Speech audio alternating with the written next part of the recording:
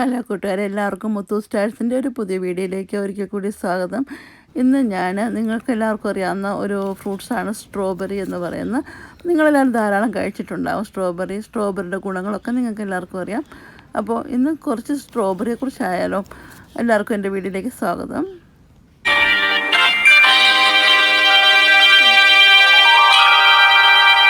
Strawberry എല്ലാവരും തന്നെ നാട്ടിലുള്ളവരൊക്കെയാണ് സാധാരണ കടയിൽ നിന്നൊക്കെ മേടിച്ച് കഴിക്കാറുണ്ട്. പക്ഷേ ഇവിടെ ഞാൻ എൻ്റെ വീട്ടിൽ എനിക്ക് സ്ട്രോബെറി ഉണ്ട്. അതായത് എൻ്റെ വീട്ടിൽ സ്ട്രോബെറിയുടെ ഫ്ലവേഴ്സായിക്കട്ടെ കാണുന്നത്.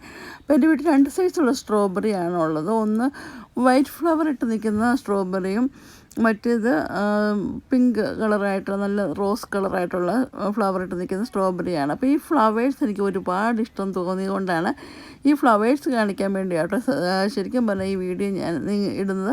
അതിൻ്റെ ഫ്ലവേഴ്സ് എത്ര ഭംഗിയാണെന്ന് നോക്കിക്കുകയും. അപ്പോൾ നമ്മളാരും അതിൻ്റെ സ്ട്രോബെറിയുടെ ഫ്ലവേഴ്സ് ഒന്നും ശ്രദ്ധിക്കാറില്ല. നമ്മൾ ഫ്രൂട്ട്സ് മാത്രമേ ശ്രദ്ധിക്കാറുള്ളൂ അല്ലേ. ഇതാണ് സ്ട്രോബെറി എന്ന് പറയുന്നത് നമുക്ക് എല്ലാവർക്കും അറിയാം.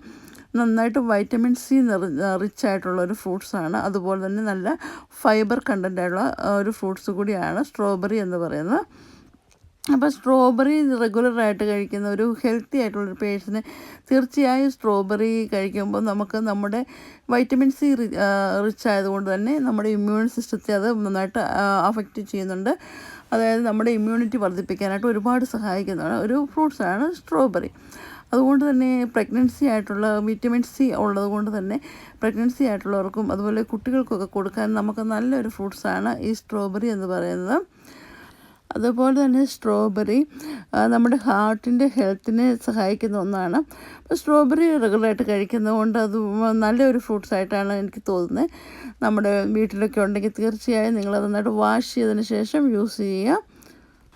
നമ്മുടെ വീട്ടിലുണ്ടാകാവുന്നതുകൊണ്ട് നമ്മൾ ഫ്രൂട്ട്സ് വാഷ് ചെയ്യാതെ കഴിക്കാൻ പാടില്ല. വാഷ് ചെയ്ത് നന്നായിട്ട് ക്ലീനായിട്ട് കുറച്ച് നേരം ഉപ്പ് വെള്ളത്തിലൊക്കെ ഇട്ട് നന്നായിട്ട് വാഷ് ചെയ്തതിന് ശേഷം മാത്രമേ നമ്മൾ യൂസ് ചെയ്യുള്ളൂ. കാരണം ഇതിനകത്ത് ധാരാളം പൊടികളൊക്കെ പറ്റിപ്പിടിച്ചിരിക്കാൻ ചാൻസ് ഉണ്ട്.